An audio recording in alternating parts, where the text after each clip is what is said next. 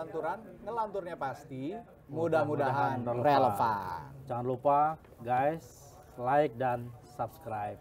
Komen juga dong. Oh ya, komen juga. Boleh, kayaknya udah banyak yang komen malah. Kayaknya udah banyak yang komen. Tapi tadinya lantunan. Lanturan, makanya ngelantur. Oke, jangan Jadi lantur lah. Selamat siang Mbak Yeni. Selamat siang. Sehat, Mbak Yeni. Siang. Teman-teman, ini sebuah kebanggaan ya dan sebuah kehormatan Lanturan didatangi lah atau kita hadirkan. Ini bohong-bohongan apa beneran sih? Beneran itu. Oh, ini puasa kok ya dikasih minum. Oke, agak nih, Mbak Yeni Wahid. Bukan kaleng-kaleng ya. Bukan kaleng-kaleng. Bukan kaleng-kaleng. Ini Putri Kaleng kongguan. almarhum Gus Dur. Presiden keempat kita. Enggak cuma presiden keempat, tapi dia adalah tokoh dan pendekar demokrasi. Dan juga direktur ya Mbak Yeni ya di Wahid Foundation. Direktur sama co-founder juga. Co-founder di Wahid Foundation. Apa kabar Mbak Yeni? Terima kasih ya Alhamdulillah, sudah hadir Matur di nuwun. Kompas TV dan di Lanturan. Terima kasih. Seger kalau lihat Mbak Yeni nih. Kita yang butek-butek ini loh, Gus. Aduh. Kalah sama glowing sama Mbak Yeni. Kata Mbak Yeni tadi itu, Dandan di Mbak sini. Yeni glowing kita keling gitu. Bukan saya yang ngomong, Bukan itu kita, Yai si Anwar Akung Zahid ya. itu yang ngomong. Mbak Yeni, kita mau ngobrolin ini sedikit soal kebebasan berekspresi. Ini enggak, kita masih dekat sama merayakan Hari Musik Nasional. Ini kan kemarin kalau ngomongin musik nasional dan kebebasan berekspresi, belum lama ini kita tahu ada band namanya Sukatani. Iya. Band namanya Sukatani yang yang kemarin mengkritik pemerintah lewat lagunya bayar. Hebat ya Polisi. Ben Sukatani Hebat itu. loh, hebat loh itu. Hebatnya tau nggak kenapa? Kenapa? Dia bisa memakai polisi sebagai PR-nya dia. Tadinya orang nggak kenal Sukatani, ya gara-gara polisi ya mempiarkan, jadi semua kenal. Itu kehebatan. Nggak banyak yang bisa merekrut kepolisian Kabarnya Indonesia. mereka di Sorry, saya intimidasi Nggak apa-apa, dari Juli, nggak Mbak. Kabarnya itu kan baru ramai baru belakangan ya. Tapi ternyata katanya mereka udah mulai diintimidasi itu dari bulan Juli. Sudah lama sebenarnya. Udah lama. Juli tahun lalu. Iya. Oh ya? Ya. Terus baru meledaknya. Baru meledaknya kemarin ketika mereka minta maaf. Ya. Ini kenapa saya tanyakan ini? Karena kan Mbak Yeni sebagai founder Wahid Foundation dan juga dulu mendiang almarhum Gus Dur yang selalu mengedepankan demokrasi, bahkan menjadi awal utama pilar demokrasi di pemerintahannya Gus Dur di awal-awal. Ini kayaknya kok berseberangan banget gitu loh Mbak. Ketika ada seniman yang mengkritik pemerintah, terutama Polri dalam hal ini, kok malah jadinya diintimidasi. Iya. Saya mau tahu pandangannya Mbak Yeni sih sebenarnya soal ini. Berkaitan dengan Hari Musik Nasional juga gitu. Jadi dulu waktu Gus Dur menjabat presiden, beliau tuh bahkan berpidato di banyak kesempatan dan masih bisa dicari ya file-filenya di berbagai media bahwa pemerintah itu harus dikritik intinya. Ya. Karena rasa kritik itu juga ekspresi kritis itu adalah sebuah hal untuk menjaga pemerintah agar berada di track yang benar. Nah, kadang-kadang kan pemerintah tidak bisa melihat perspektif yang berbeda. Nah, kritik itu akan memberikan pandangan yang berbeda sehingga pemerintah bisa lebih holistik melihat sebuah masalah. Jadi ya Gus Dur sih sama sekali tidak anti kritik, justru sangat menerima kalau ada kritik. Jadi kalau sekarang kemudian anti kritik, lalu kemudian kembali kepada hal-hal yang sifatnya represif, saya rasa ini kemunduran besar dari reformasi. Nah itu makanya sekarang juga kok makin dikritik makin muncul masalah-masalah dari lembaga yang dikritik. Dan percuma juga ya melakukan misalnya penangkapan, melakukan represi. Kenapa? Ini zamannya udah beda banget. Zaman dulu mungkin masih bisa karena bisa efektif, silent masih gitu bisa ya. silent gitu ya. Sekarang dengan sosmed, dengan AI, katakanlah Sukatani dibredel, yang kemudian akan terjadi adalah ekspresi-ekspresi lagu-lagu baru muncul menggunakan avatar-avatar AI, malah nggak ada orangnya, tetapi lagunya tetap keluar ke masyarakat. Karena masyarakat tidak suka sesuatu yang berlebihan seperti ini.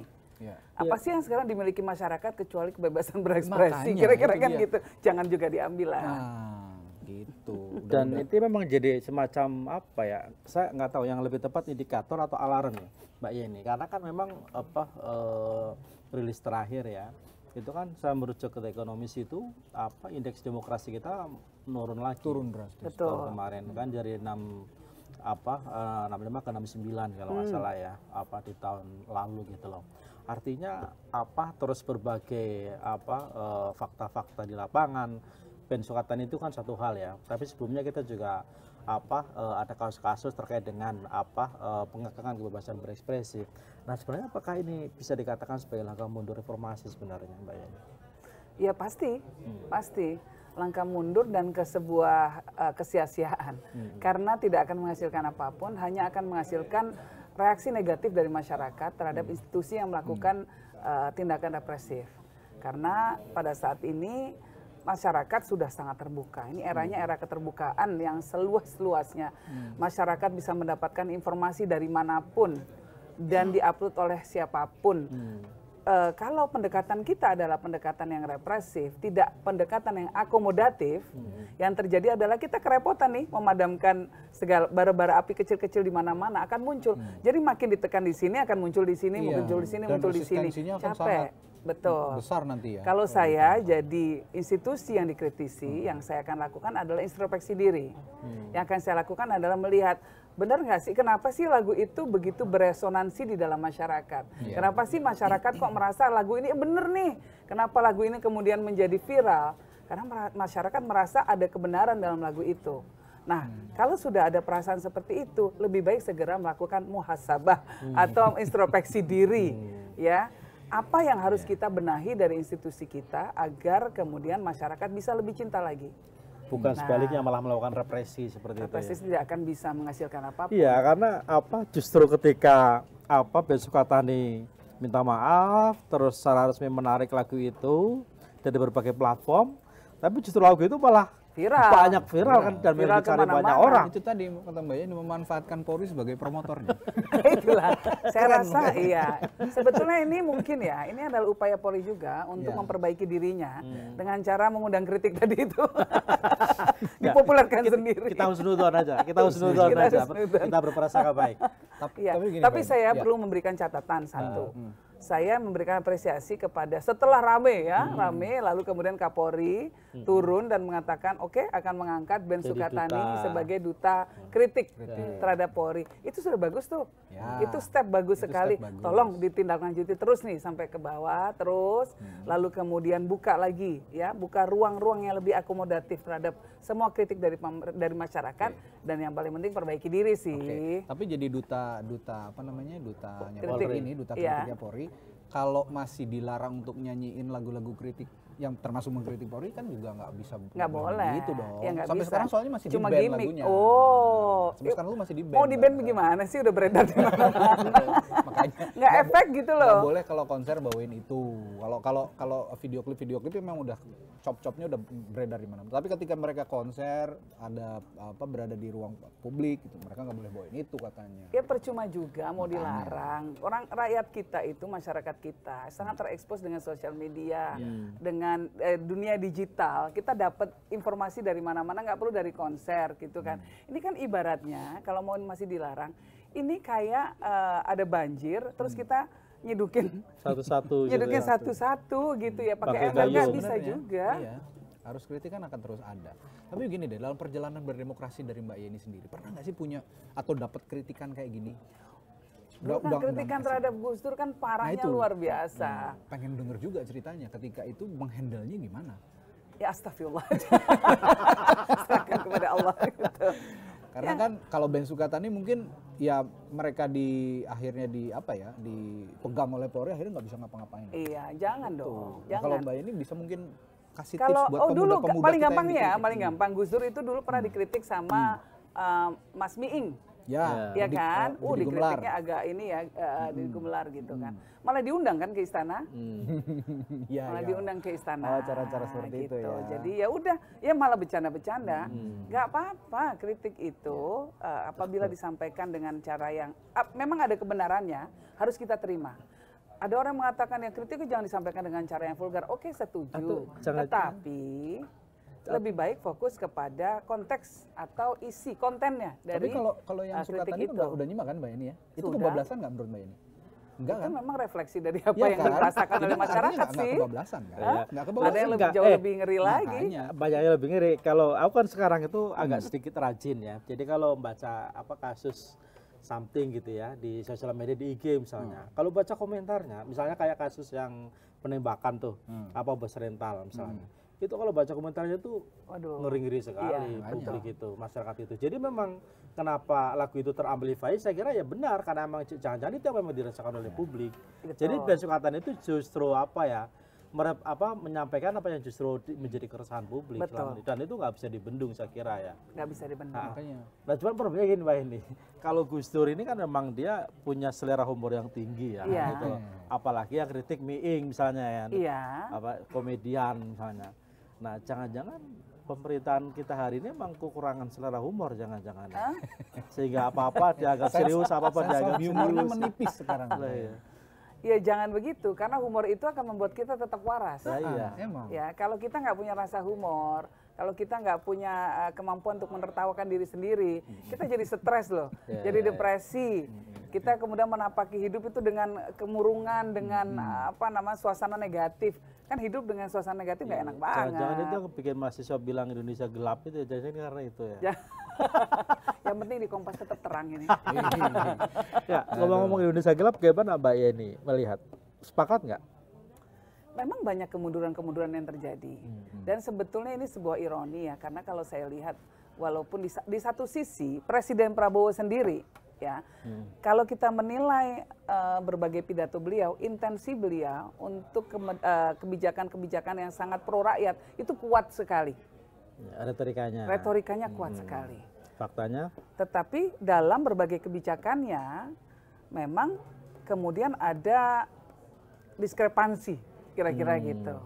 Nah, yang terakhir ini yang kita lihat kan soal CPNS, ASN yang masih mau ditunda lagi. Ini di tengah-tengah suasana masyarakat yang sedang dilanda gelombang PHK besar-besaran. Betul. Nah, jadi tambah parah lagi yang tidak dapat pekerjaan kan banyak sekali. Betul. Nah, itu pasti akan sangat terkait dengan daya beli masyarakat.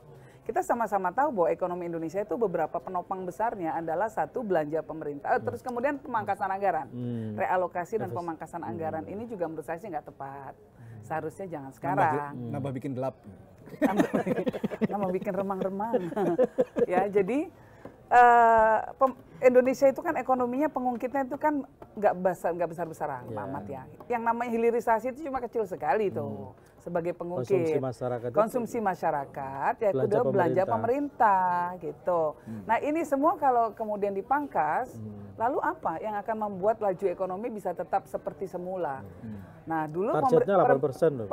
Targetnya asumsinya 8%. Asumsinya 8%. Bayangkan dengan target APBN ya dengan asumsi 8%, pasti meleset semua ketika realitanya nggak seperti itu. Kita tahu bahwa World Bank dan lain sebagainya perkiraannya nggak sampai segitu.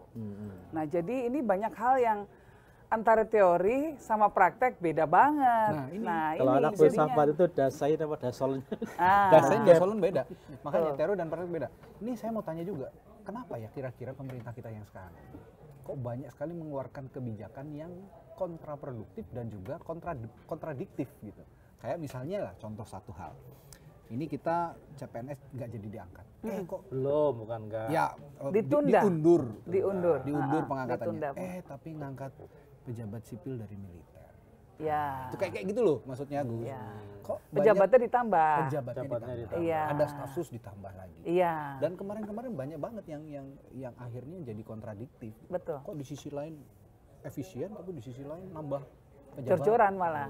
Kenapa ya? Kenapa ya kira-kira? Secara psikologis Mbak ini melihatnya kenapa kok pemerintah yang sekarang tuh sering banget mengeluarkan kebijakan-kebijakan kontradiktif? Saya lihat ya, ini orkestrasi kebijakan besarnya nggak ada nih. Dirijennya ini kurang nggak ada. Saya lihat ya, jadi yang menerjemahkan visinya presiden di bawahnya kemudian siapa nih yang melakukan orkestrasinya? Di bawah ada yang main sendiri gitu maksudnya? Ada gap. Saya lihat ada gap besar dan semua menteri ini sebenarnya saya bisa sangat salah ya. Tapi saya lihat ke semua menteri ini pada jalan dengan kebijakan masing-masing. Lalu kemudian pemerintah tuh melihat masalah secara kompartmentalisasi, dikotak-kotakin. Iya. Oke, harus mengakomodir mungkin apa namanya pendukung-pendukung. Nah, lalu ini kotak sendiri. Betul. Seharusnya kotak ini disesuaikan dengan kondisi holistik negara kita. Sehingga upaya untuk mengakomodir pendukung itu harus disesuaikan juga dengan apa yang resources atau sumber daya yang dimiliki oleh negara kita pada saat ini, yang dimiliki oleh pemerintah. Uangnya kurang, ya udah mengakomodirnya, nggak perlu jadi pejabat, katakanlah gitu. Atau apa namanya, hal-hal sebetulnya yang sepele ya, oke lah, anggaran untuk nguing-nguing deh, katakanlah gitu. Itu berapa sudah? Udah dipotong aja. Di UAE itu, di Uni Emirat Arab, itu presidennya nggak pakai nguing-nguing. Tamunya dikasih, kalau tamu datang ke sana dikasih. Tapi presidennya enggak. Presiden enggak. Jadi nggak ada yang tahu presidennya Yang mana? yang mana dan pakai mobil yang mana. Justru malah lebih safety. Lebih safe. Betul. Saya dikasih tahu teman saya di sana, ya orang sana katanya bahwa bahkan supirnya presiden sekarang itu supir bapaknya dulu, umurnya 70 tahun. Bayangkan. Artinya apa ya? Ada apa sih? Nggak perlu kemudian semua tuh harus bermewah-mewah, semua harus terlalu Ya, berlebihan. artinya Mbak Yeni mengatakan bahwa ada problem krisis keteladanan di bangsa ini, seperti itu kan. Satu sisi dia bicara efisiensi, tapi tidak ditunjukkan dengan apa kebijakan yang direalisasikan seperti itu.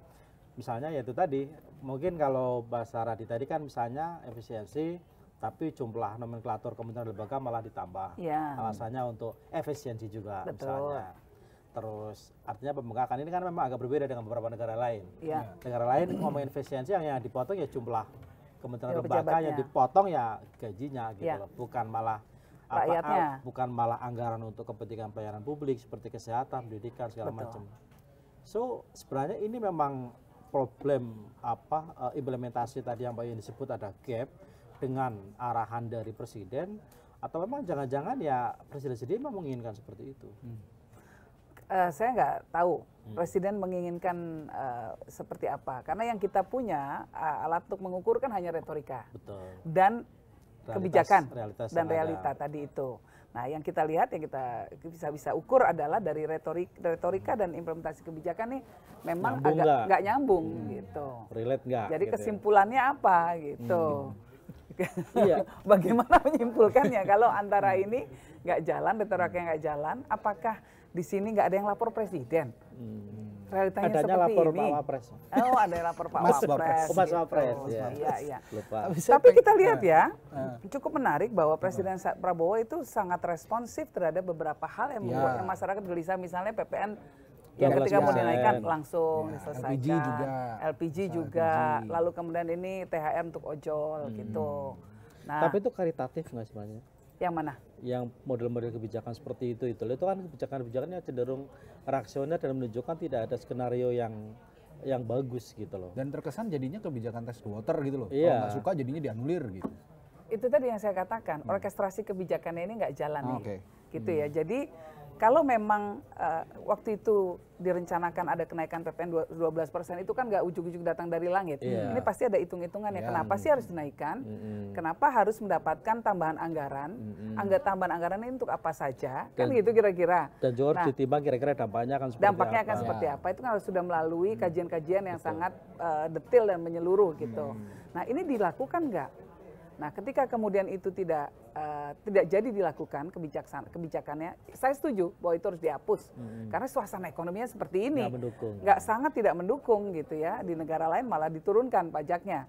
Nah, tetapi apa sih asumsi-asumsi yang dipakai sehingga kebijakan waktu itu lahir seperti itu, kesepakatannya lahir. Nah, yang kedua kemudian kalau memang tidak jadi harus ada penyesuaian-penyesuaian, ya kan, kebijakan-kebijakan ke depannya. Nah, lalu kemudian presiden juga harus memastikan betul bahwa semua kebijakan itu yaitu tadi sesuai dengan visi beliau. Ya, Astacita itu. Astacita itu. Ini kan nggak ada yang nggak tahu ya, nggak ada yang nagihin apa gimana? Saya nggak ngerti juga ya. Dan gini Mbak, ketika ini kemarin kan sempat ramai ya, selain Indonesia gelap yang diekspresikan dengan mahasiswa turun ke jalan di berbagai kota, bahkan kemarin atau kemarin sebelumnya juga kejadian lagi atau terjadi lagi demo-demo seperti itu. Dan kabarnya di beberapa negara juga mahasiswa kita sedang merencanakan untuk melakukan aksi bersama, misalnya terkait dengan kondisi bangsa kita hari ini. Dan ada juga yang kemarin sempat ramai soal tagar kabur aja dulu gitu loh, sebagian anak muda gitu loh. Nah kalau Mbak ini melihat, karena dia bilang ini nggak nasionalis nih orang ini nih, kondisi bangsa kayak gini malah kabur gitu loh. Kalau Mbak ini lihat sebenarnya kenapa sampai anak-anak muda ini membuat tagar kabur aja dulu? Sudah lelah. Lelah dan gelisah gitu kan. Nah, tetapi saya sangat tidak setuju kalau dikatakan orang yang mau kabur dulu itu tidak nasionalis. Orang Indonesia itu orang paling nasionalis sedunia menurut saya ya. Ini contoh paling gampang. Pemerintah Jepang itu sempat komplain. Kenapa? Orang Indonesia ketika kerja di sana, di training, bahasa Jepang, di segala macam aturan apa semua, itu kan investasi mereka, pasti ada biaya untuk mentraining ya. Sudah, lalu dipekerjakan. Nah, kalau dari negara lain, tujuan akhirnya malah jadi PR, permanent resident atau warga negara dari Jepang. Kalau Indonesia 5 tahun mau pulang kampung. Dan itu diprotes sama pemerintah Jepang. Bukan menjadi tidak efisien buat mereka. Loh kan kita kan sudah investasi gitu. Itu problem loh. Nah, orang Indonesia itu pasti maunya balik lagi ke kampungnya. Mereka mau pergi ke luar negeri pun hanya sekedar mau nabung. Nah, nanti kemudian uang yang ditabung bisa beli sawah. Pensiunnya di kampung, kan gitu cita-citanya sangat sederhana, supaya anaknya bisa sekolah, supaya keluarganya bisa makan. Artinya mereka melihat sangat betul, memperbaiki kualitas hidup. Artinya mereka melihat nggak ada masa depan dong di Indonesia kalau seperti itu. Nggak ada harapan. Saat ini memang sangat sulit sekali kan, lapangan pekerjaan menurun. Bayangkan loh, kelas menengah aja turun 9 juta orang. Memutus satu generasi untuk melahirkan generasi yang bagus berikutnya kan nggak apa-apa, Pak. Nggak apa-apa, kan? Saya pernah tinggal di luar negeri, balik juga kok. Gus Dur pernah tinggal di luar negeri, ya balik juga kok. Biasa aja deh. Keluarga saya banyak yang di luar negeri, mau balik lagi nggak? Ya mau balik lah. Jauh-jauh, Presiden kita juga kabur dulu, Mbak. Oh, iya. Ya itulah. Jadi kalau ada yang mengatakan, ngomong lo ya, Pak Prabowo ngomong lo ya, mau fakta lu. Dan menurut saya ya, orang kalau mau ingin meninggal, kalau kadang-kadang kita capek ya dengan sebuah situasi ya, dalam lingkup terkecil lah. Dalam lingkup kita sendiri, pertemanan, keluarga dan lain sebagainya lagi capek, ya udahlah kabur dulu lah, istirahat, recharge dulu supaya nggak kena mental health. Itu ya biasa aja, nggak masalah gitu. Menguatkan mental lagi untuk bisa kemudian berjuang kembali ketika suasana sudah lebih kondusif kan kira-kira gitu. Jadi ya mungkin itu lebih menjadi dramatik ketika seolah-olah diamplify gitu loh. Kalau saya jadi pemerintah, saya fasilitasi. Kenapa? Begini, Indonesia ini saat ini sedang punya stok berlimpah untuk sumber daya manusia. Penduduk usia produktif di Indonesia 60% lebih lagi tinggi-tingginya ya. Usia produktif. Sementara banyak negara lain yang aging society. Ya, negaranya menua, penduduk usia menua. Kanada, Jepang, Singapura, Korea, banyak sekali. Mereka butuh orang yang produktif yang bisa kerja. Karena kalau ada orang yang produktif bisa kerja, orang-orang ini akan bayar pajak. Begitu orang-orang ini bayar pajak, akan ada pemasukan untuk negara. Jadi mereka butuh. Nah, apalagi orang Indonesia. Orang Indonesia itu orangnya manutan, nggak susah, ya kan? Terus mau bekerja keras, nggak rewel, nggak. Orang Indonesia kan sangat-sangat ini sekali, sangat friendly, sangat bersahabat. Ya, mau kerja keras yang paling penting gitu, ulet tekun apa aja mau gitu. Nah, jadi buat mereka sebenarnya orang Indonesia itu sosok yang ideal untuk dipekerjakan karena etika bekerjanya cukup baik.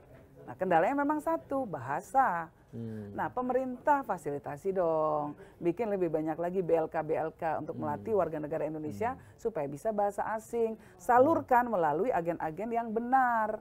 Nah, misalnya kerjasama dengan pemerintah-pemerintah. Arab Saudi itu, saya ketemu dengan Menteri Hajinya setahun yang lalu. Beliau mengatakan, selama musim haji saja, mereka butuh tenaga temporer, pekerja 50.000 orang dari Indonesia. Bukan dari Indonesia, dari seluruh dunia. Itu untuk apa aja? Mulai dari bersih-bersih, mulai dari kerja catering, mulai layanan-layanan macam-macam, sampai tukang potong rambut.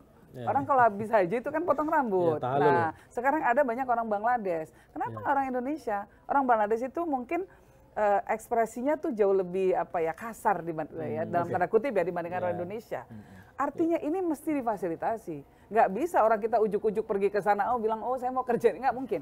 Harus dibantu pemerintah, ngisi formulir dan lain sebagainya. Jadi jangan disalahin, tapi bantuin dong. Tolong ya Pak Karding ya, Pak Menteri Karding tolong nih dengarkan masukan dari Mbak Yeni. Toh nanti bawa devisa balik ke Indonesia. Artinya harusnya itu direspon secara positif, secara dewasa. Secara dewasa, bukan malah dinyinyirin seperti itu kan. Iya. Nah, cuma kan kemarin yang terjadi kan ya kita beberapa lihat sendiri, menteri gitu mengatakan yang gelap itu kamu. Ya, kalau buat menteri memang Indonesia terang benderang, dapat fasilitas banyak, pejabat dan lain sebagainya itu kan. Tapi buat rakyat kan nggak seterang itu. Sebelum dilanjutin aku mau baca dulu respon Sobat Anturani. Oke. Ini ada dari Dayet, bener ya Dayet ya. Kebebasan ekspresi itu ada batas, bukan bebas sebebas-bebasnya. Ini balik lagi ngomongin kebebasan berekspresi. Bukan sebebas-bebasnya negara berdasarkan tata aturan hukum dan norma, jangan sampai hukum dan norma-norma dikangkangi katanya. Dengan alasan landasan asumsi HAM. Ya sepakat sih. Setuju banget kalau itu. Sepakat sih kalau ini kan ya tadi kalau normanya siapa namanya? Sukatani tadi belum terlalu. Nggak ada. Menurut saya nggak ada yang dilanggar. Apa sih norma HAM yang dilanggar di sana? Nggak ada. Itu kritik yang biasa aja itu sebenarnya. Kritik yang sangat konstruktif dan mewakili suara hati masyarakat. Mulai dari Sukatani, Indonesia Gelap. Tapi meanwhile dan mereka kabur dulu nih, supaya pemerintah memperbaiki lampunya yang lagi redup. Kalau nggak mau dibilang gelap, redup. Memperbaiki lampunya yang lagi redup, termasuk di perkara korupsi, Mbak.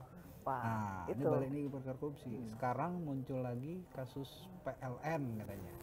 Redup. Gelap bener kalau PLN-nya korupsi. Makanya jadinya saya singgung redup. Karena PLN ini sekarang lagi tersangkut kasus korupsi. Iya. Sebelumnya Pertamina.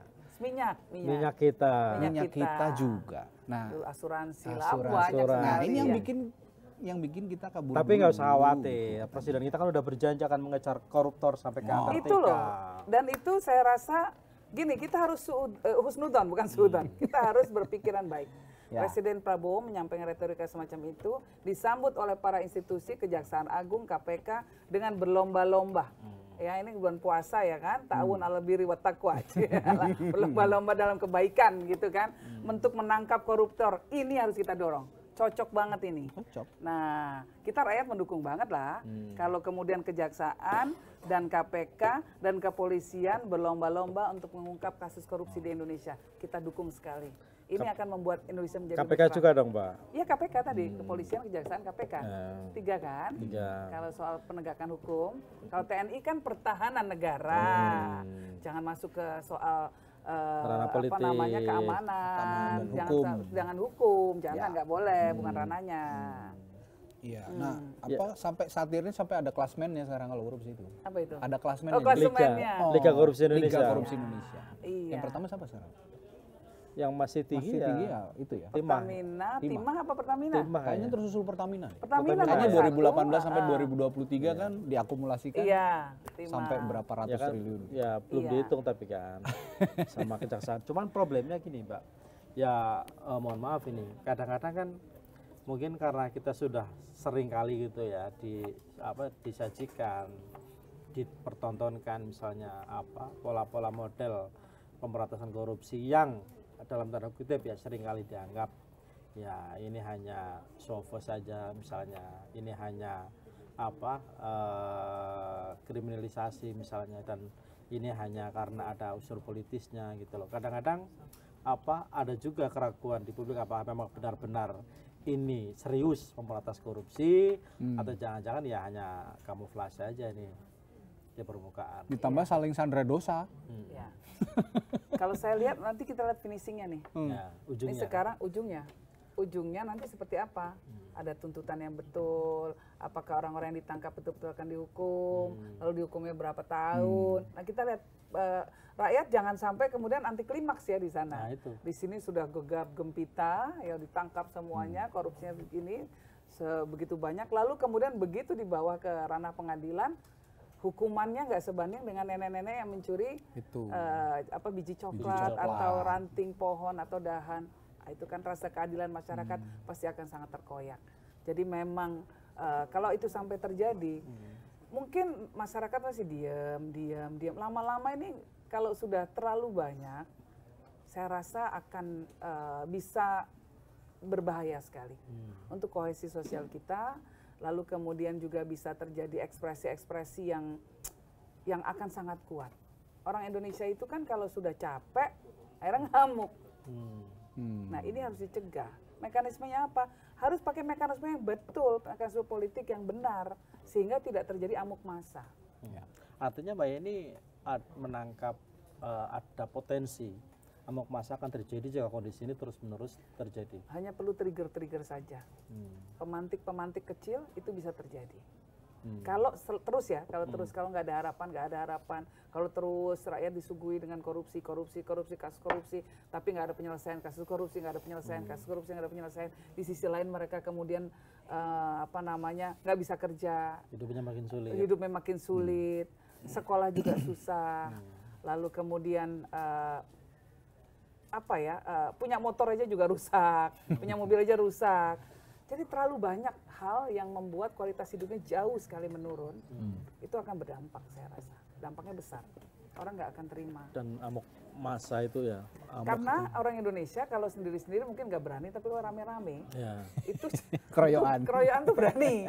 Nah, hanya butuh pemicu, cetek, banyak itu man. Itu kalau sudah seperti itu ngeri. Ya, dan seharusnya pemerintah menangkap ya potensi itu dengan membuat kebijakan-kebijakan yang lebih pro rakyat ya. Ya Bangladesh lah kita lihat. Ya. Contoh kasusnya gitu. Itu kan seolah-olah terjadinya sekejap, enggak juga. Karena akumulatif. Itu proses lama juga sebenarnya kan. Melihat korupsi yang terlalu berlebihan dipertontonkan di muka umum gitu ya. Ya reformasi 98 dalam konteks Indonesia juga seperti itu sebenarnya kan. Kesenjangan ya. Kesenjangan. Gap. Indonesia itu sebetulnya kita kan orangnya punya tempo seliro tinggi, rasa setia kawan tinggi gitu ya. Lebih baik miskin bareng-bareng dan kaya bareng-bareng lah gitu ya. Daripada gapnya terlalu di mana-mana sih di dunia ya. Daripada gapnya terlalu tinggi. Nah kita lihat sekarang Gini koefisien kita itu udah naik. Artinya ini kan menunjukkan bahwa kesenjangan antara yang miskin dan yang kaya makin lama makin lebar. Iya. Kita harus bertanya kenapa ya, mohon maaf berpuluh-puluh tahun misalnya kawasan seperti PIK 2 dan lain sebagainya itu nggak pernah tersentuh. Tapi sekarang nelayan pun berani melawan menyuarakan suaranya. Ini bagus buat demokrasi. Tapi ini juga harus menjadi alarm.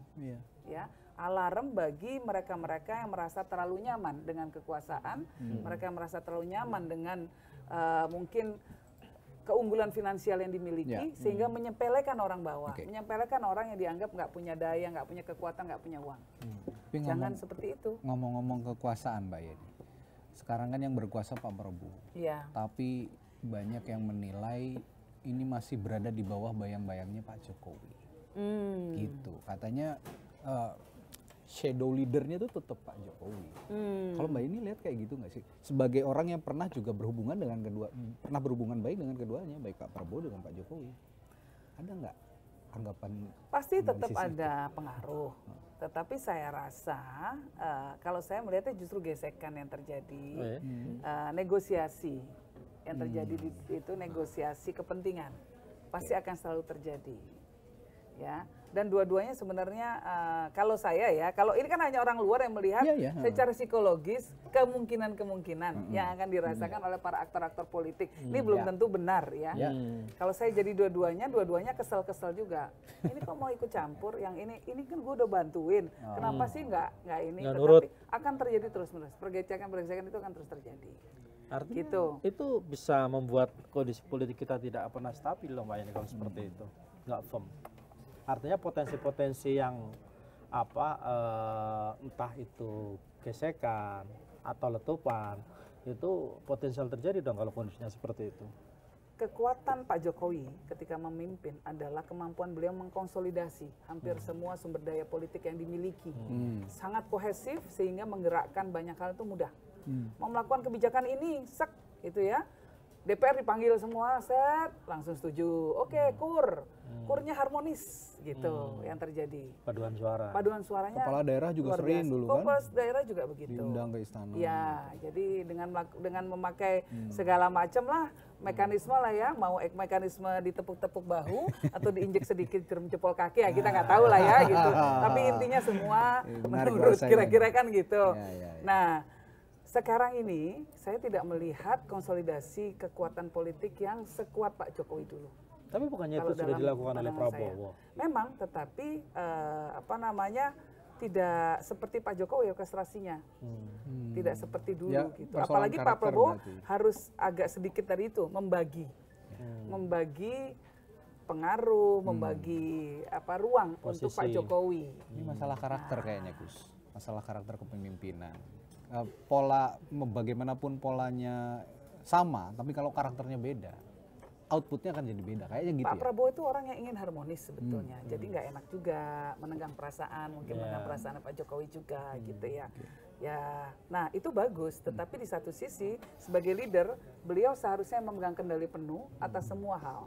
Dan semua, kalau orang di Amerika bilang the buck stops here, semua tanggung jawab selesai di Pak Prabowo, semua keputusan di Pak Prabowo, nggak boleh ada kekuatan-kekuatan lain yang kemudian mencoba untuk mencampuri dinamika yang ada. Kayaknya Gitu. berat itu nggak hari ini? Pasti di bawah itu ada, ya itu tadilah tarik menarik. Nggak mungkin ada. Kalau dalam politik nggak mungkin tidak ada. Gini Mbak Eni, aku sedikit pengen flashback sebentar. Iya, gimana? Waktu Pilpres, Mbak Iya. Eni itu kan sempat diundang sama Pak Prabowo ya. Iya. Ketemu ya waktu Iya. itu. Jangan ngomongin Pilpres kenapa? Enggak. Sudah liwat. Maksudku waktu itu Aku tuh, sudah berani pakai baju biru loh ini loh. Hah? waktu itu Biru ini multi tafsir Mbak ya. Aduh, gitu. Dulu kan kayaknya warna ini milik mana, warna ini malah gini. enggak. Aduh, ribet banget sih Nah, mau enggak, pakai baju aja susah Ini gitu. multi tafsir PAN, Demokrat, Muhammadiyah. Iya, semuanya lah ini, semuanya. aku cuma pengen biar masyarakat yang penasaran juga pengen tahu gitu, mungkin pada saat itu ngomongin apa sih yang diobrolin. yang diobrolin tuh apa, nyinggung juga nggak soal estafet kepemimpinannya Pak Jokowi ke Pak Prabowo? Ya, nggak enak lah saya kalau membuka hal-hal yang sifatnya private gitu ya. Tapi kan hubungan ada hal-hal yang kami, keluarga fundamental, kami kan? dengan keluarga Pak Prabowo kan sudah lama Iya. Sejak dari eyang-eyang dulu gitu. Bahkan eyang saya, eyang Wahid Hashim tetanggaan sama eyangnya Pak Prabowo, Iya. eyang Margono. Satu tembok loh. Di Satu tembok di Matraman yang sekarang Matraman. jadi kantor Wahid Foundation. Sebelahnya itu rumahnya eyang Margono. di Taman Amir Hamzah itu. Iya. Jadi kan hubungannya sudah lama. Gitu, dan sudah melampaui pasang surut politik. Dulu Pak Prabowo ketika kabur aja dulu beliau gitu kan, yang salah satu yang mengizinkan kembali itu, meminta kembali kan Gus Dur. Ya biasa aja. Pak Prabowo juga sering datang ke Gus Dur dulu mijet-mijetin kaki beliau gitu. Suami saya juga dulu Gerindra. Nah, ini biasa aja deh gitu. ngomong-ngomongin soal Gus Dur sama Pak Prabowo. Dulu tuh sempat kalau nggak salah kemarin sempat viral juga bahwa Gus Dur pernah bilang Prabowo ini the next president. Bukan ya? Nanti tuanya akan jadi presiden. Oh, pernah. Soheh nggak sih Pak itu? Soheh nggak? Saya nggak pernah dengar. Kalau saya nggak pernah dengar, saya nggak bisa mengatakan apapun. Tapi ada orang-orang yang mengatakan pernah mendengar. Oke. Nah, harus ditanya ke mereka. Tuh. Tapi kalau lihat sekarang, ada nggak sedikit aja mimpi-mimpinya Gus Dur itu yang bisa terejawantahkan sama pemerintahnya Pak Prabowo sekarang? Secara retorika, apa yang dikatakan oleh Pak Prabowo, orientasinya ke rakyat itu sama persis dengan yang diimpikan oleh Gus Dur. Secara implementasi, nah ini masih gagapnya, ini masih banyak banget nih di bawah nih, gitu. Bahwa Gus Dur sama Pak Prabowo saya lihat ya, kalau Pak Prabowo itu kan sangat orientasinya global, Gus Dur juga sama. Gus Dur juga dulu sering sekali keluar negeri, sama seperti Pak Prabowo sekarang. Orientasinya global, ingin menjadikan Indonesia sebagai negara yang memang disegani dan memainkan peran secara global. Nah, lalu kemudian orientasi kerakyatan. Tapi kalau Gus Dur dulu orientasi kerakyatan bukan kemudian justru anggaran dipangkas, tetapi justru gaji ASN, enggak, gaji ASN justru dinaikkan hampir 200%. Lalu kemudian zaman Gus Dur, pejabat itu nggak boleh loh naik pesawatnya itu yang first class, itu nggak boleh. Gitu. Jadi betul-betul justru malah diturunkan gitu, diturunkan. Dan satu lagi Mbak, ini Setahu saya Gus Dur ini kan Demokrat sejati ya. Demokrat bukan anggota Partai Demokrat ya, tapi orang sangat memperjuangkan demokrasi gitu ya.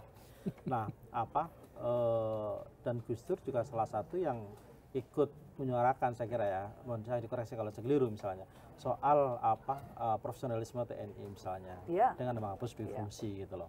Sementara Pak Prabowo sekarang malah justru sebaliknya, ingin menambah jumlah pos yang bisa diduduki oleh TNI aktif gitu, baik di kementerian atau lembaga yang itu bisa berimplikasi misalnya terkait dengan profesionalisme TNI pasti, kedua juga demokrasi gitu. Nah, bagaimana Mbak Yeni melihat ini? Ada catatan ya bahwa sekarang ada kesepakatan bahwa anggota TNI yang masuk ke dalam ranah sipil harus menjadi sipil. Ya, ini sudah bagus. Artinya mereka tidak lagi terikat kepada undang-undang TNI. Karena kalau masih terikat sebagai anggota TNI aktif, ya, mereka tidak bisa diadili dengan undang-undang peradilan umum. Artinya ini berbeda sekali kalau melakukan tindakan kriminal dan lain sebagainya. Harusnya semua orang sama dan setara di mata hukum, kan gitu. Tapi kalau masih anggota TNI aktif nggak bisa. Nah, itu bedanya. Nah, jadi kita, semua pejabat kita, ya, semua pejabat kita itulah harus orang yang bisa punya akuntabilitas terhadap publik. Ya, harus jelas akuntabilitas terhadap publik, dan kalau salah bisa dihukum.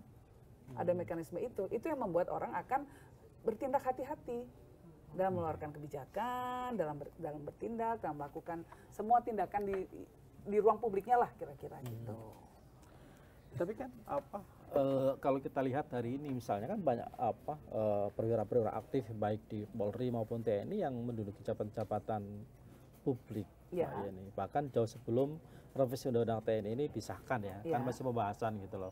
Nah, apalagi misalnya ketika revisi undang-undang ini disahkan dan pasal yang menambah jumlah misalnya pos sesuai dengan kebutuhan presiden, kan presiden dikasih cek kosong tuh.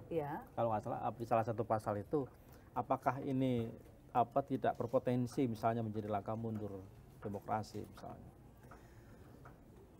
TNI itu sekarang ya sedang menikmati sebuah apresiasi dari masyarakat yang tinggi dibandingkan dengan polisi. Kalau kita lihat beberapa temuan lembaga survei ya.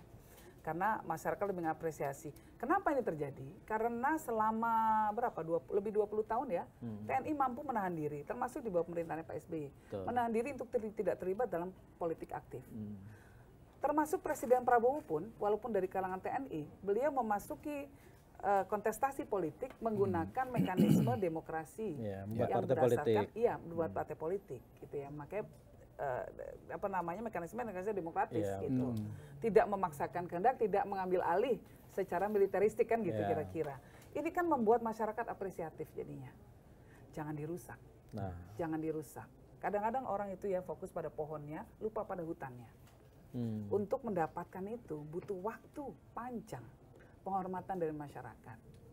Ya, pada akhirnya apa sih yang akan kita tinggalkan, legacy kita? Ya. Kalau berkuasa, wah luar biasa berkuasanya, tapi ketika kita turun legacy kita tinggalkan negatif, orang ingat kita juga negatif. Banyak kan kasus-kasus contoh-contoh lah, mau di dalam dan luar negeri. Ya, nah jadi tapi kalau kita betul-betul bekerja untuk kepentingan masyarakat, orang akan mengingat kita juga dengan baik. Nah, sebagai seorang pemimpin saya rasa kayak seperti Pak Prabowo misalnya, itu beliau sudah bukan masalah berkuasa lagi, tapi legacy, pasti soal legacy yang akan jadi perhatian utama beliau. Nah, menteri pun juga begitu. Jadi pejabat, jadi menteri itu relatif lebih mudah. Yang susah itu jadi mantan pejabat. Karena ini kalau sudah nggak ada yang pengalaman lah ya. Kalau sudah nggak ada yang ngangkat tasnya, bawain map, waduh, pejabat itu sekarang kan kita lihat ya. Wah, kalau pergi, wah yang ikut banyak dayangnya. 27 orang. Banyak wah, dayangnya. Bahkan semua megang, ada yang ini megang itu. Bahkan kalau perlu sepatunya kanan kiri ada yang megang beda-beda gitu kan kira-kira saking banyaknya. Dan kadang fungsinya nggak jelas. Nah, kenapa sih kita nggak jadi lean and mean machine gitu kan sekarang kan? Mesin yang lebih ramping. Namanya mesin kalau udah lebih ramping pasti lebih efisien. Betul. Lajunya lebih kencang. Lajunya lebih kencang. Iya. Ini lebih ramping, lebih efisien. Walaupun dalam kasus kita, Saya mau ngomong itu. iya. Ini kan- Tapi Mas saya mau kasih ini sedikit pantun. Gimana? Ubur-ubur ikan lele. Cakep. Walaupun badan kita subur, kita harus tetap pede. Pedele. Saya sih nggak merasa tersindir. Ada. Tapi Biar ini kan denial dia. ini kan bulan Ramadan. Kita Iya. tuh kalau gini-gini tuh gibah. Gibah kan nggak boleh ya Enggak, Ramadan. ini Ya, bukan malaikat, ghibah. tolong ya, dosaku ini nanggung Kompas ya. Ini bukan ghibah. Makruh jadinya. Ini bukan ghibah. Apa? Basu masail. Oh, masail.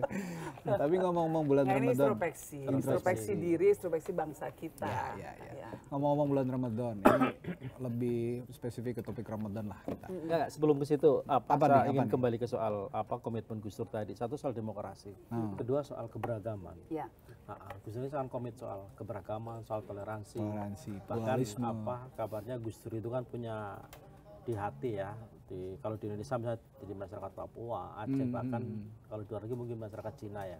Karena kan baru di era Gus Dur kan orang Cina keturunan Tionghoa bisa merayakan Imlek, jadi hari libur nasional seperti itu. Nah, tapi Mbak Yeni melihat ini juga sebagai posisi Mbak Yeni di Wahid Foundation gitu ya.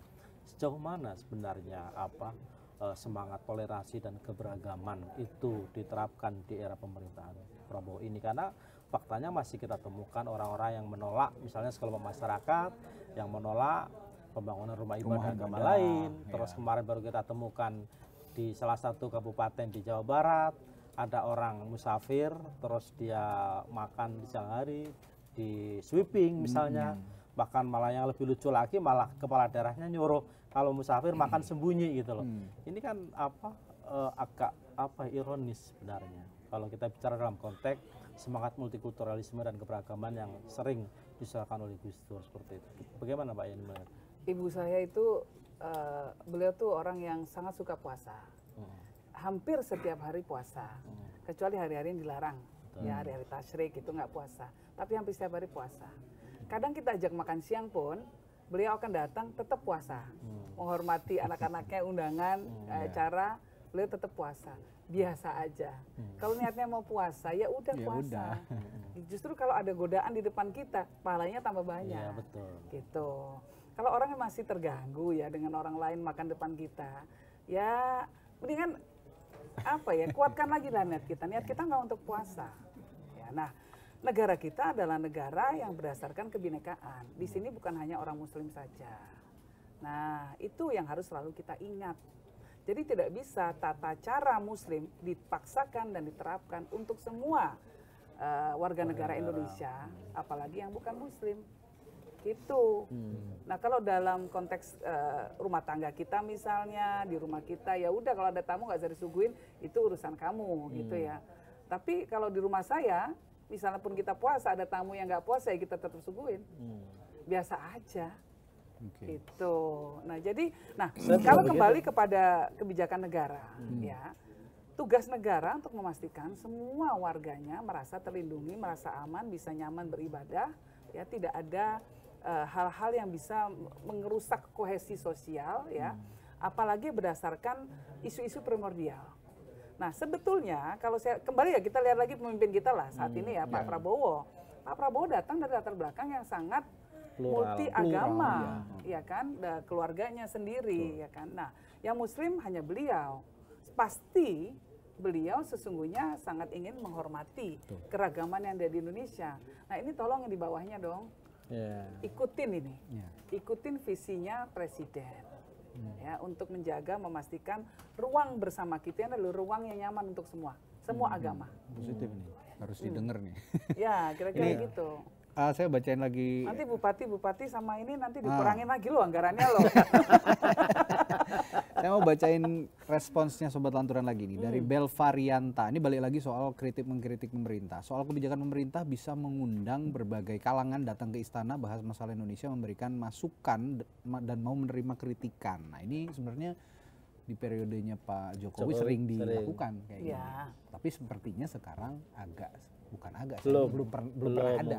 Bagus juga kita usulkan. Nah, gimana tuh kira-kira bisa nggak di menurut eranya Pak Prabowo ini kira-kira bisa nggak? Harusnya bisa. Harusnya bisa. Nah, cuma kan harus ada yang ngatur. Kan nggak bisa rakyatnya kemudian datang, ketuk pintu sendiri, nanti dianggap demo, malah ditangkap. Atur aja. Orang yang ingin, bahkan kalau perlu Sukatani undang aja, suruh main di istana. Nah itu baru cetar itu. Itu dulu kan zaman Gus Dur juga sering banget. Kayaknya justru mempelopori undang-undang rakyat biasa ke istana itu kayaknya Gus Dur dulu itu. Pemerintah itu kan kayak orang tua ya. Kalau kita ingin mengajarkan anak kita menjadi anak-anak yang mandiri, yang bisa punya pikiran yang kuat, yang kedepannya bisa menjadi sosok yang yang bisa membuat keputusan-keputusan, bisa berani mengambil resiko, maka kita harus mendidik mereka untuk menjadi kritis. Kan gitu. Tapi korban pertama pasti orang tua sendiri. Akan ditanya, anak kan pasti kan gitu. Bapak ngelarang aku ngerokok, bapak sendiri ngerokok. Nah, ibu nggak boleh bilang aku nggak boleh main gadget, ibu sendiri main gadget terus. Pasti gitu. Nah, kalau pendekatan represif, pasti orang tua akan ngomong, udah ikut apa kata orang tua. Nah, kan gitu. Tapi kalau pendekatan akomodatif, kemudian malah justru berefleksi, bener juga ya, aku nyuruh anakku nggak boleh main HP, aku sendiri main HP mulu. Kan harusnya begitu. Nah, Gus Dur itu sebagai orang tuanya bangsa, mengerti bahwa ketika rakyat diberikan kebebasan untuk berekspresi, yang paling pertama akan kena pasti orang tuanya dulu. Ini anak-anak, nggak mengkritik orang tuanya, ya nggak apa-apa. Tapi dengan itu bangsa kita akan menjadi kuat. Rakyatnya akan cerdas, nggak gampang diakalin, kira-kira gitu, mengerti haknya, dan kemudian akan menuntut pemerintahan yang lebih bersih lagi. Dan negaranya bebas korupsi, kan kira-kira gitu. Kalau semuanya manut aja. Kalau Mbak Yeni tadi bilang atur lah kalau mau ketemu sama presiden gitu kan. Ini tapi yang ngomong-ngomong yang ngatur siapa? Teddy apa Dasko kira-kira? Dua-duanya lah ya. Letkol Teddy atau Pak Dasko kira-kira yang lebih ideal? Sekap, mohon difasilitasi agar orang-orang yang bersuara kritis, yang sebenarnya sayang pada pemerintah, diundang, didengar suaranya.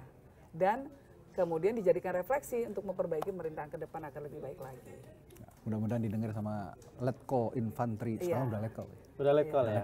Letkol Infanteri. Nanti dikirimin aja bagian Teddy itu. Indrawijaya. Nanti viral kok. Nanti viral kok Mbak Yeni. Akan nyampe dengan sendirinya. Akan nyampe dengan sendirinya. Mbak Yeni, kalau misalnya nih almarhum Gus Dur masih ada gitu ya. Dengan melihat kondisi Indonesia hari ini, kira-kira apa yang mungkin akan dilakukan? Banyak yang nanya gitu ya. Banyak ya yang nanya gitu, udah nyangka tuh. Yang akan dilakukan, pasti akan menggenjot pemberantasan korupsi dulu. Kan kalau Gus Dur itu kan yang pelopori pemberantasan korupsi ya, salah satunya. Jadi KPK sebelum namanya KPK itu kepresnya yang mengeluarkan Gus Dur. Ya, kepresnya ada unit pemberantasan korupsi. Karena Gus Dur terinspirasi dari pemberantasan korupsi yang terjadi di Hong Kong waktu itu. Saya ingat karena kita bincang-bincang soal itu. Hong Kong dan Singapura. Kenapa Singapura? Negara kecil, sumber dayanya nggak ada apa-apanya, orangnya cuma sedikit, bahkan pasir aja harus ngambil dari Indonesia, kira-kira air dia ngambil dari Malaysia, tanah air nggak ada dia kira-kira gitu ya. Kok bisa jadi negara dengan pendapatan yang melampaui masyarakat Indonesia, pendapatan per kapita masyarakat Indonesia cuma $5.000, nggak nyampe ya kan. Sementara Singapura 80.000, 5.000 itu kan setahun ya ini ya. 5.000 itu berapa sih? $5.000, kira Mas, ayo matematikanya gini, ini kan. Itu $5.000 setahun itu ya. 100 juta. Nggak nyampe, sekitar 75 juta. Itu masyarakat Indonesia rata-rata pendapatannya setahun. Singapura 88.000. 1M. Beda banget, negara yang nggak punya apa-apa. Itu karena pemberantasan korupsinya sangat kuat sekali. Terakhir kan kemarin ada menteri ya, menteri yang ditangkap juga. Lalu ada pengusaha kelas kakap yang luar biasa sekali investasinya di sana, ditangkap juga, sudah sepuh. Tapi dianggap korupsi, dan hal-hal sepele loh korupsinya itu. Menterinya itu ditangkap gara-gara numpang naik pesawat jet pribadi. Bayangkan. Sebelumnya juga ada yang numpang tapi nggak diapa-apa. Jadi ada yang numpang, tapi kata organisasi pemberantasan korupsi katanya nggak apa-apa. Nggak apa-apa. Jadi headline-nya gede banget waktu itu saya baca. Waduh. Dan pada saat yang bersamaan itu, Saya pikir-pikir ini sengaja. Ya. Saya rasa nggak sengaja karena kasusnya pas kebetulan sama. Jadi menteri itu karena dia bertanggung jawab terhadap penyelenggaraan F1. Kejuaraan olahraga di sana. Wawancara, ya kan? itu menteri Terus Rat. kemudian dapat tiket-tiket gratis sama numpang private jet. Bayangin cuma gara-gara itu. Iya, iya, iya. Itu menteri Rat. Menteri, Kalau kalau ini di bukan Indonesia ya? kan bukan menteri. Cuman anaknya siapa? Iya, iya, iya. Ini gibah terus Ramadan ini, aduh, habis sudah. yang ngomong bukan saya loh Mas Kaisang. Pahala lu dijelasin. Pahala habis sudah. Ini ngomong-ngomongin bulan Ramadan, Mbak Jenny, kalau sekarang kita puasa, ternyata ada yang sedang berpuasa juga teman-teman kita dari Katolik. Karena kan mau menghadapi Paskah, mereka ada rangkaian puasa. Oh iya. Ini malam 40 hari ya? betul, 40 hari. lebih lama. Lebih lama Ini ya, makanya 40 hari puasa. momen yang luar biasa di saat Indonesia sedang tidak baik-baik saja, tapi Itu kan menurut kamu. kan udah dibahas tadi masih gelap katanya. Kata menterinya kan terang, kamu gitu aja ya? yang gelap. Tapi ya pokoknya di tengah masa yang seperti ini kita masih bisa bertoleransi lah gitu. Iya. Bertoleransi, sama-sama berpuasa, yang satu merayakan Paskah, yang satu nanti merayakan Lebaran. Ini prinsip-prinsip yang terus dipegang sampai sekarang sama Wahid Foundation tentu saja. Oh iya. Sebagai warisan dari ajaran yang diamanatkan oleh almarhum Gus Dur. Tapi kalau sekarang melihat toleransi beragama dewasa ini di Indonesia, selain tadi kita lihat contoh-contoh itu, apa yang bisa dikembangkan kira-kira untuk menumbuhkan lagi rasa toleransi umat beragama di Indonesia? Saya rasa Ini yang jadi namanya di kepercayaan. Di ujung jadi kultum Mbak, di ujung. Iya, Di ujung jadi kultum ya, makanya nggak apa-apa gibah tapi diakhiri sama pahala. Iya, biar berimbang ya, biar imbang. Tadi kan sudah berkurang pahala, kita ngisi lagi pahala. Silakan Mbak. Ya, kekuatan Indonesia di kebinekaan itu. Ya. Dan Indonesia disorot oleh banyak masyarakat dunia karena kemampuan, karena kita dianggap mampu mengelola kebinekaan itu. Nah, kalau hal-hal yang berbeda-beda ini, kepercayaan masyarakat yang berbeda dan lain sebagainya, kita satukan justru jadi energi untuk bangun bangsa, itu kan bagus banget. Justru jangan pecah-pecah lah untuk hal-hal kecil. Kalau udah soal agama, udah masing-masing. Iya, iya. Itu sudah ranah pribadi masing-masing. Kita nggak bisa memaksakan, ini semua datangnya hidayah dari Yang Maha Kuasa. Kan kira-kira gitu. Nah, apalagi sekarang kayak momen-momen begini, ini kita harus selebrasi nih. Bahwa ada momen-momen di mana semua orang bisa melaksanakan ajaran agamanya dengan lancar, dengan baik. Ini bagus sekali. Negara luar banyak nyontoh Indonesia loh, datang ke sini untuk belajar. Apa sih resepnya kok bisa ada kerukunan di Indonesia? Mereka menanya begitu. Saya selalu jawab, Pancasila. Karena ada Pancasila. Ini yang menarik. Gitu. Tahu nggak apa di bulan Ramadan yang bisa mempersatukan semua umat beragama? Apa itu? War takjil. Nah itu juga sih. Kayaknya gitu ya. Saya pernah belanja di Ben Hill. Ya. Orangnya pakai jilbab. Ya. War takjil. Ya. Pas belakang buka jilbab, kalungnya salib. Lah kok bisa? Jadi dia supaya didahulukan pakai jilbab dulu. Gak usah jauh-jauh ke Ben Hill. Waduh. Pas kalungnya salib, dia pakai hijab dulu supaya didahulukan. Oh ini umat muslim yang ini. Jadi dapat tajil duluan, buka jilbab, kalungnya salib. Tapi Luar biasa. orang Yahudi itu ada juga yang pakai jilbab. Dari kalangan, kalau kita lihat ya, Kristen Ortodok juga pakai Kristen jilbab. Ya, Ortodok juga pakai hijab. Di Rusia tuh banyak seperti itu. Terus orang Katolik kan juga pakai mantil lah ya, Ya, pakai betul. penutup kerudung gitu. Jadi sebetulnya tradisi-tradisi menutup kepala itu Ya, ada di ya. Ada banyak ada di agama. banyak Iya. agama. Dan tidak hanya perempuan, laki-laki juga. Iya. Contohnya Tapi saya. wartakjil itu jangan sampai kemudian ini ya, yang benar-benar kelaparan jadi Tapi dan jadi anehnya, terdiskriminasi. pada saat itu saya di Ben Hill nggak ada yang protes. Jadi ya Iyalah. biasa-biasa aja itu loh, maksudnya indahnya bisa bersama di saat bulan Ramadan itu salah satu contoh. Dan kita berpikiran baik, jangan-jangan yang war takjil itu memang dikasih ke temennya juga, ya, bisa juga Ya. begitu. Ibadah. Iya. Mbak Tapi Yeni, memang macam-macam sih. Iya. Ya salah satu keragaman dan kekayaan kuliner kan itu artinya. Mbak Yeni, tapi kan kita juga tidak bisa menutup mata ya bahwa masih terjadi yang tadi saya ceritakan itu ya, penolakan pembangunan tempat ibadah, terus istilahnya itu ya kekerasan lah, represi Ya. terhadap minoritas. kita nggak bisa menutup mata ya, kasus Syiah, kasus Ahmadiyah misalnya, dan beberapa minoritas yang lain. Nah, kira-kira apa yang mungkin bisa dilakukan oleh pemerintahan Prabowo ini agar misalnya kasus-kasus yang sebelumnya terjadi di era-era sebelumnya itu tidak lagi terulang misalnya. Kan SKP 3 Menteri misalnya itu kan salah satu dianggap sebagai pemicu terjadinya intimidasi dan berbagai represi terhadap kelompok-kelompok minoritas ini gitu loh. Kalau Mbak Yeni nih misalnya ada kesempatan untuk ngomong dengan Prabowo, kira-kira apa yang akan disampaikan terkait dengan kebinekaan ini? Yang terjadi di Indonesia ini adalah namanya tirani mayoritas terhadap minoritas. Ya. Jadi yang terjadi kalau misalnya di daerah itu mayoritasnya adalah agama tertentu, maka yang minoritas minoritas jadi korban. Di Jawa mayoritasnya Muslim, yang jadi korban non Muslim. Di Bali mayoritas Hindu, maka non Muslim ada beberapa yang komplain, gitu. Non Hindu. Nah di Papua juga sama, mayoritas Kristen, maka ada beberapa teman-teman non Kristen yang komplain. Nah ini nggak boleh. Dulu di Kupang sempat mau orang dirikan masjid juga susah, gitu ya. Artinya sikap kayak begini ini nggak boleh, mendahulukan kepentingan dirinya dan kelompoknya nggak boleh. Kalau itu yang terjadi adalah hukum rimba. Kuat-kuatan sendiri. Nah, tetapi kita harus ingat apa yang kita lakukan di satu daerah akan berdampak pada daerah lain. Kalau di Jawa kelompok non Muslim mengalami diskriminasi, maka di daerah non Jawa kelompok Muslim bisa mengalami diskriminasi karena balas-balesan. Nah, makanya harus sama standarnya semua. Orang mau beribadah, orang butuh rumah ibadah, ayo difasilitasi. Pemerintah daerah yang mengatur zonasinya, gitu dengan baik. Sehingga nggak terjadi kegaduhan yang tidak perlu. Nah, gitu kira-kira. Kalau menurut saya ya, harusnya seperti itu.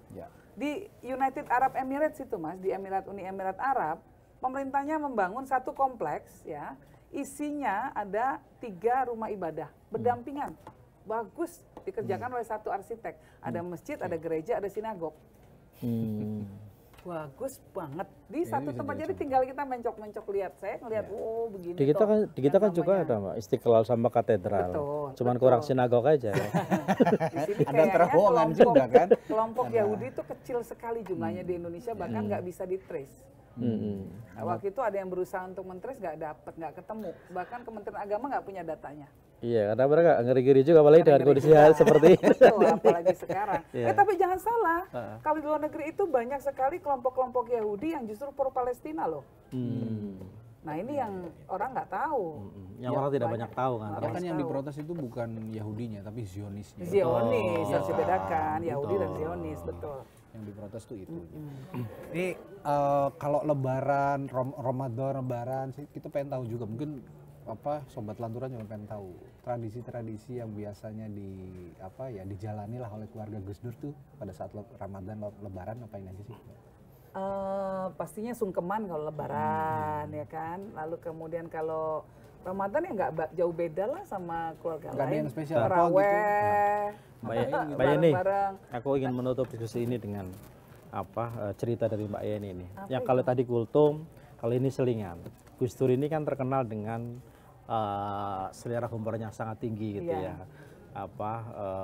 Sangat humoris, bahkan jok-joknya itu sangat segar gitu loh. Nah, mungkin untuk menutup diskusi kita, mungkin Mbak Yeni bisa cerita salah satu cerita dari Gus Dur yang itu menurut Mbak Yeni itu gitu. sangat lucu dan membuat orang ketawa. Banyak banget lah. Nah, salah satu aja Mbak Yeni. Soal apa ya? Soal temanya apa ya? Ya apa aja. Ramadan mungkin atau Lebaran mungkin. Tuh kalau udah kayak gini, saking banyaknya sampai jadi nggak inget apa ya. Gus Dur tuh banyak sekali. Kalau jok-jok. Iya, jokesnya Gus Dur. Jokesnya Gus Dur misalnya apa ya? Dulu tukang beca, katakanlah gitu ya. Jadi kan ada orang mau naik beca, terus nawar gitu, menawar.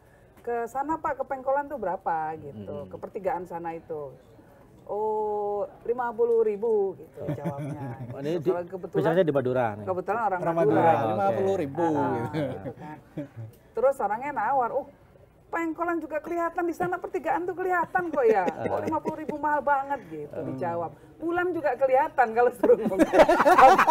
Bulan Sampai ketemu lagi di Laturan edisi berikutnya. Bener kan? Yang cerita Mbak Ida aja masih lucu, paling kalau Gus Dur yang cerita. Dan suami saya Madura loh ya. Disclaimer ini.